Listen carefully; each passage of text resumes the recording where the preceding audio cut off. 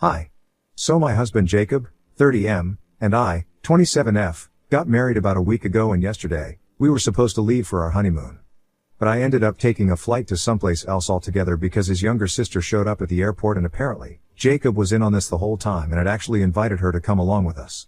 For context, his sister Angie, 26F, recently went through a terrible divorce with her ex-husband and has been very torn up about it for the past couple of months. Angie and her ex had been high school sweethearts and got married as soon as they could. They spent several beautiful years together until about a year ago when Angie found out that he had been having an affair for months with one of his co-workers. She tried to make it work with him even after that, but after several sessions of marriage counseling, her ex was the one who filed for divorce because he claimed that he just couldn't do this anymore. She begged him to stay, but in spite of that, he left and they got divorced. She received everything in the divorce, the house and the cars, and a hefty settlement, but even that wasn't enough for her because she wanted her marriage to stay intact and didn't care about anything else. I thought it was really sad, and I honestly felt bad for her because she was a sweet person and she didn't deserve it. To be honest, nobody deserves to live like that, and I had witnessed firsthand how depressed she was in the months following the divorce. I wanted to help her out, but all I could offer her were words of consolation.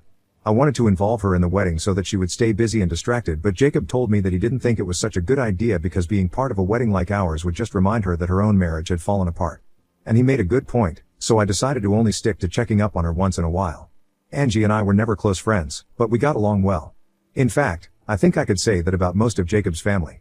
I wouldn't say that I was close to any of them, but we got along well, and I never had a problem with any of them so far. But then, a day after my wedding, my mother-in-law Nora, 55F, called me up and said that she wanted me to invite Angie to accompany us on our honeymoon. Jacob and I had been planning for this for a really long time, and I think I had been more excited about the honeymoon than the wedding, if I'm being really honest.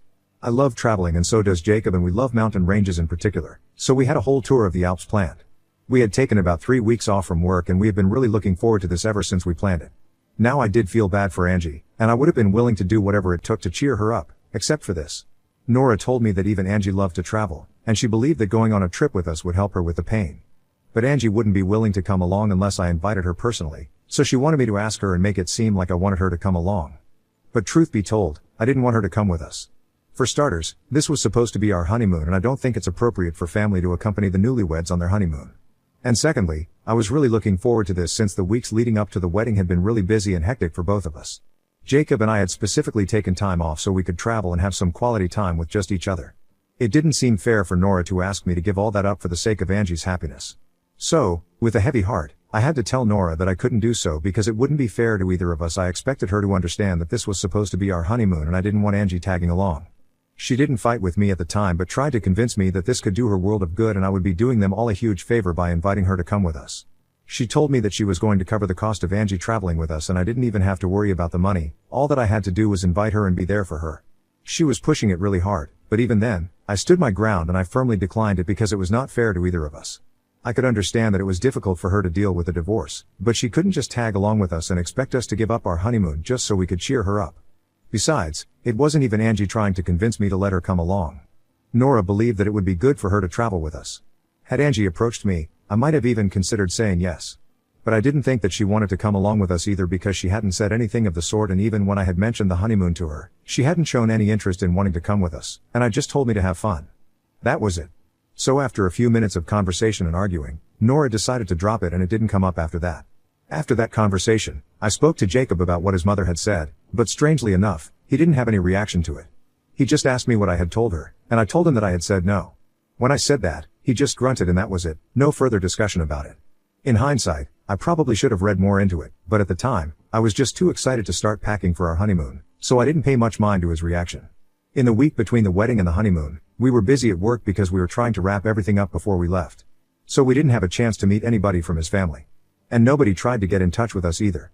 Jacob and I would talk about the honeymoon and our trip occasionally whenever we were at home this last week, but he didn't say a single word about what he had been planning. Until the very last minute, I had no idea that he had invited Angie to come with us, and I only found out when we were at the airport and Angie and Nora showed up.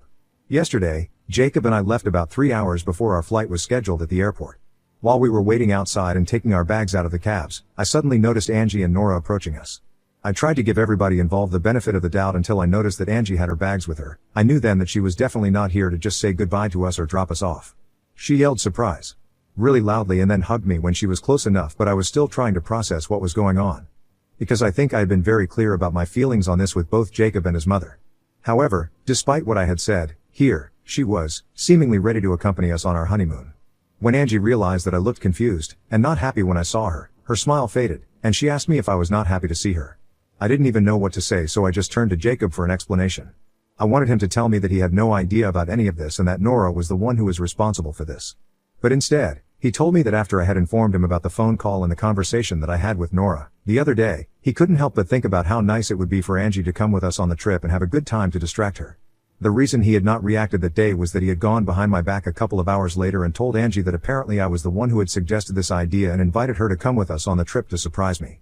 And he was right about one thing: I was definitely surprised, but not in a good way.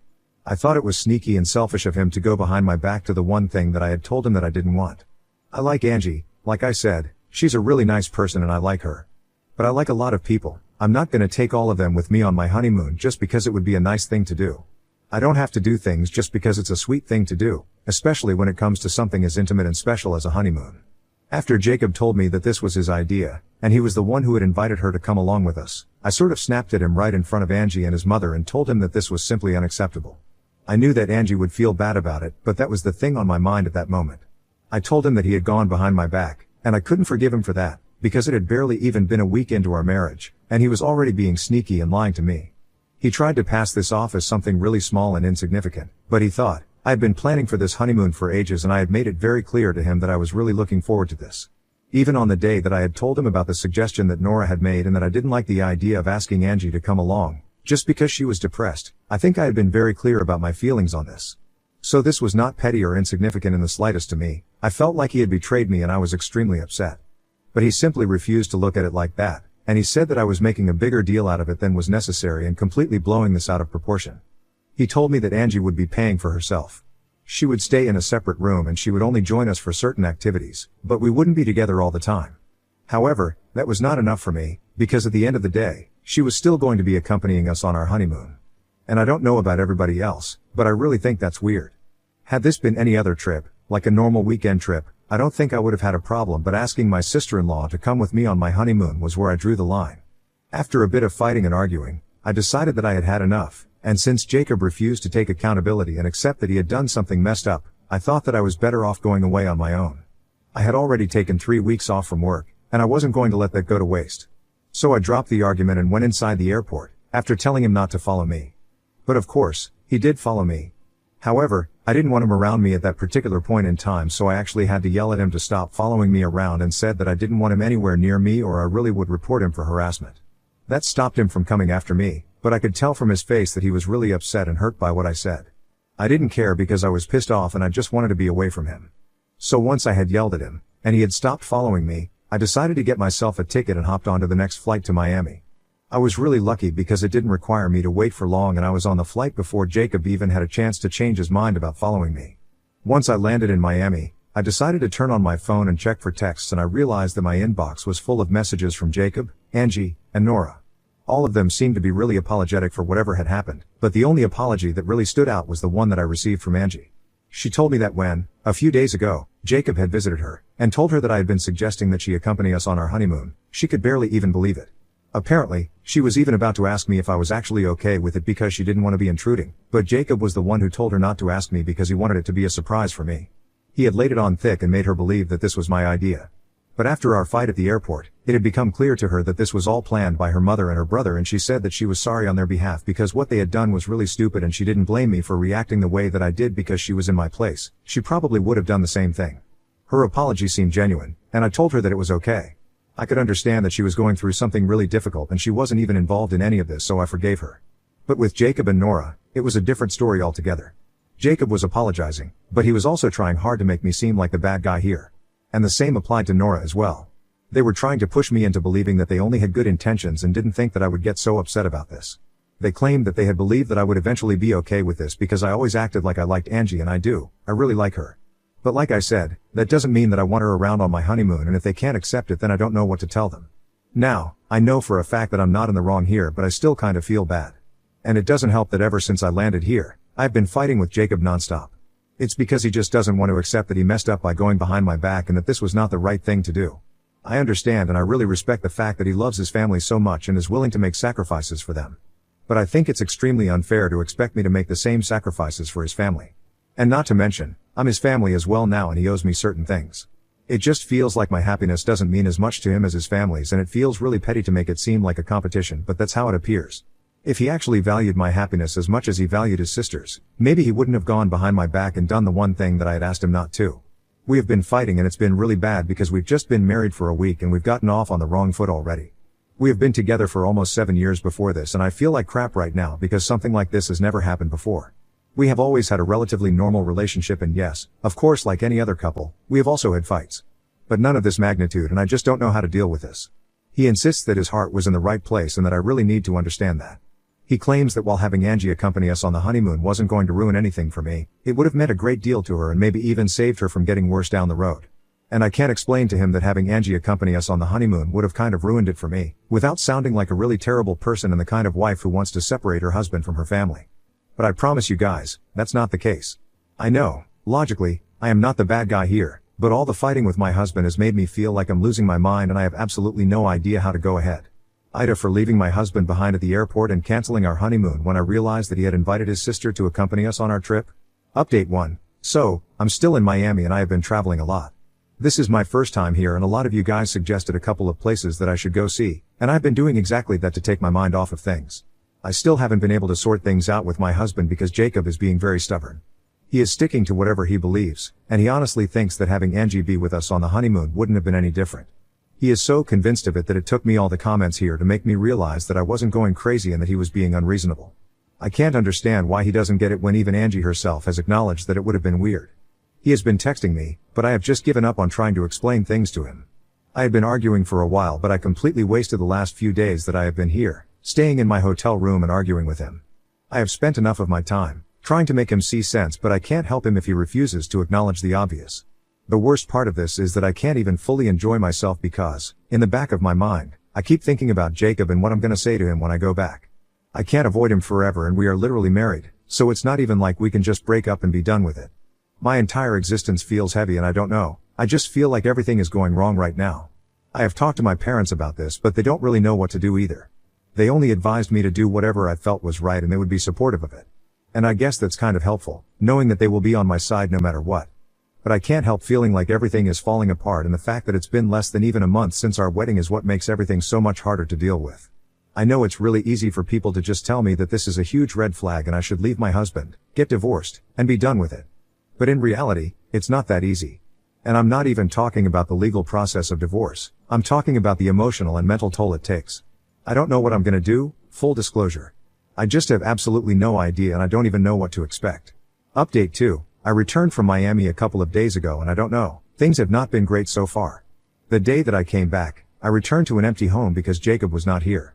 I spent 3 weeks in Miami and after 2.5 weeks, he stopped texting me. Even the last few messages that he sent me he was still insisting that he did not have bad intentions and that I needed to reconsider whatever I was doing. When I came back home, I decided to finally respond to him, and I told him that I was back here. I didn't know what was going to happen, I just felt like I had to tell him because then at least something would happen. I couldn't stand the uncertainty of not knowing what the future holds and I felt like I just had to talk to him. So the day that I told him that I was back here, he texted me back saying that he would come over the next day and we could talk. I thought that it was a good sign and we would finally get somewhere, but when he came over the next day, we were still stuck talking about the same things. We were still fighting about who was overreacting and who was in the wrong. He continued to say that I shouldn't have reacted the way that I did in front of Angie and made such a big deal out of this because I should have just trusted him since he would never do anything to jeopardize our relationship. But the fact that I was against something as silly as Angie joining us for our honeymoon, which was nothing but a glorified vacation, made him feel like I was being a little too oversensitive, and that I had no need to act so crazy about it. I thought that it was really unfair. I had already told him before how I felt about Angie joining us, but he had completely overlooked it. More than Angie being a part of our honeymoon, I had a problem with him, going behind my back and lying to me. In fact, not only lied to me, but he also lied about me when he told Angie that it was my suggestion that she join us for our honeymoon. I would love for her to be happy but not at the cost of my own happiness, and I don't think there's anything selfish or cruel about it, like the way he was trying to portray it. If anything, he was the one being selfish because he couldn't be bothered to think about my feelings and only cared about being the good guy for his family but not for me. It made me feel like he was telling me I was not worth it, and that was a really sucky feeling. On top of that, There was the fact that he was currently living in a hotel because he said that he hadn't even left after he found out that I had taken off without him.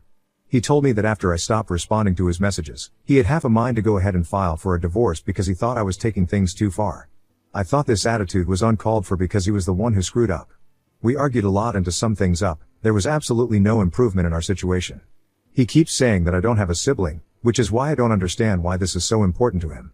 And alright, maybe that's true. I'll never personally understand what it is like to have a sibling and care for them so much. But you know what?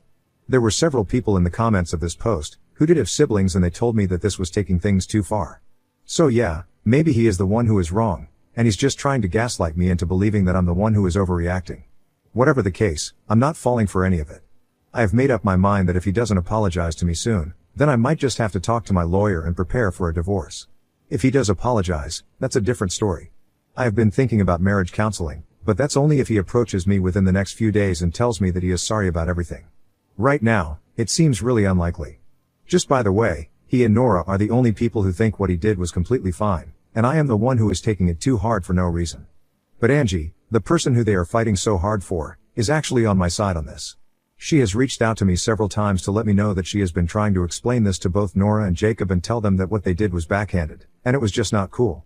But they're not even willing to listen to her, which just goes to show that it's more important for them to be right. Even more than doing the right thing. I totally don't even know what to think anymore because this situation is just ridiculous. I thought that I had married a sensible and amazing man, but right now, I don't feel that this is the same person that I had married. I have a lot of conflicting feelings, and talking about it here helps me make sense of it, even if it's just a little. I just don't want anything apart from a resolution to this. It's getting really tiring now, and I can't continue to deal with this drama all the time. Update 3. Hi, folks. So this update is long overdue now. I haven't posted anything here for the past couple of months because I've been going through a terrible divorce. I did decide to give Jacob a chance and suggested marriage counseling. A couple of days after my last update here, he had expressed that he wanted to work on our marriage and he didn't want to give up yet. Jacob said that he wasn't ready to let go of me and wanted to work on our issues. So after a lot of deliberation, he and I decided to give marriage counseling a try, but it didn't help. We would be doing perfectly fine during the sessions in the presence of our therapist. But as soon as we were out, it would be back to fighting, and it would feel like we were just wasting time during therapy sessions. We still didn't give up though. We attended the sessions for almost a month until we finally called it quits. Because it just didn't make sense to keep attending the sessions and work everything out there but continue to keep fighting in real life. He wasn't ready to accept that he was being a little too family oriented for his own good and was forgetting that I was his family also, and I wasn't okay with living a life like that, where I would always come second. So both of us agreed that it would be for the best if we just separated. It sounds easy, but it was an incredibly difficult decision to make, and both of us were shattered that this was not going to work out. We filed for divorce, mutually, and right now, we are in the settlement phase. At this point, I don't even care what I get out of the divorce. I just want this to be over so I can move on with my life and pretend that this never happened. I have been looking into individual therapy for myself because it's really crazy what I'm dealing with here, and I really think I could do with help to process everything that's going on. My parents and my friends have been incredibly supportive, and I'm really grateful for it because they're the only people who are actually making it easier for me. I know lots of people are gossiping about me and how my marriage fell apart within less than a year, but I honestly don't even care. What matters is the people who I care about on my side and think that I did the right thing. As long as I have that, I'm not too worried about what happens in the future. I'm just going to work and focus on myself now. Sure, it's going to be a painful couple of months emotionally, but people have gone through worse and survived, and I'm hopeful for the future. Thank you so much for all the love and support that you guys have shown me. It means a lot to me.